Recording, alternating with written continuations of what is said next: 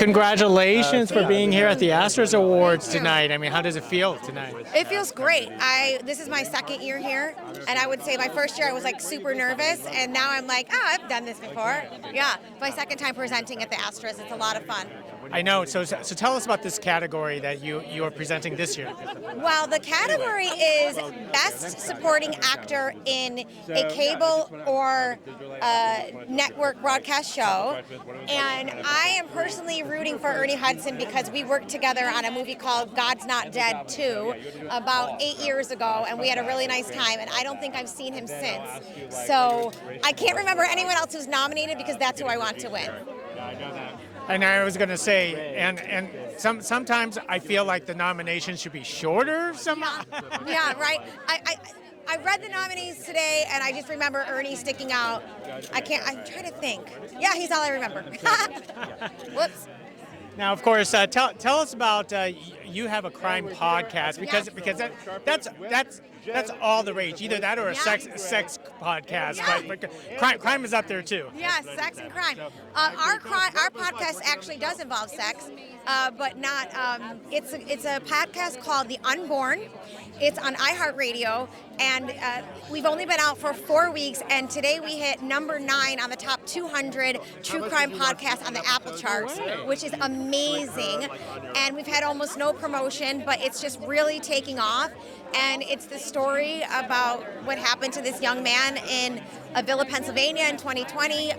His wife suffered from a condition called pseudocyesis, where she thought she was pregnant, went as far as to break into a hospital, give birth, potentially kidnap a baby. So it's a wild story, and I'm really excited about the feedback we're getting. I'm actually amazed. So you are one of those women that takes a nice warm blanket on the sofa in the dark and watch murders. Absolutely. Now ours doesn't involve a murder, which is what makes it even more unique. But yeah, a warm blanket, decorating the tree, having breakfast, coffee at breakfast, whatever.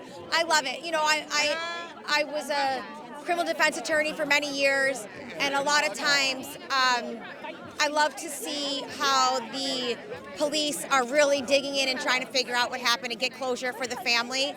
And there's a lot of me trying to get some closure and figure out what happened, what really happened in this situation. I have to ask because you were on jury duty, so I don't know how you managed to leverage your criminal defense attorney background and end up being on jury duty. Well, honestly, it was the only way. When the audition came out, the breakdown said legal experience required. A lot of times you see legal experience encouraged or favored or whatever. But legal experience, no, you would have had, nobody who had never tried a case before could have done what I did, what Alan Barinholtz playing the judge did, and what Evan Williams did playing the defense attorney. We were all lawyers in previous lives, and we had to run it like a real courtroom.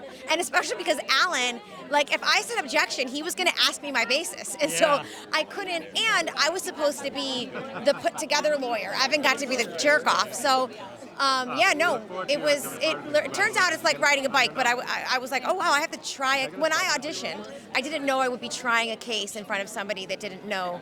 I had no idea. I didn't find that out until about a day before we got on set. Well said. Your job was just to fool one person. That's right. That's right. And now my job is to fool the rest of you. There you go.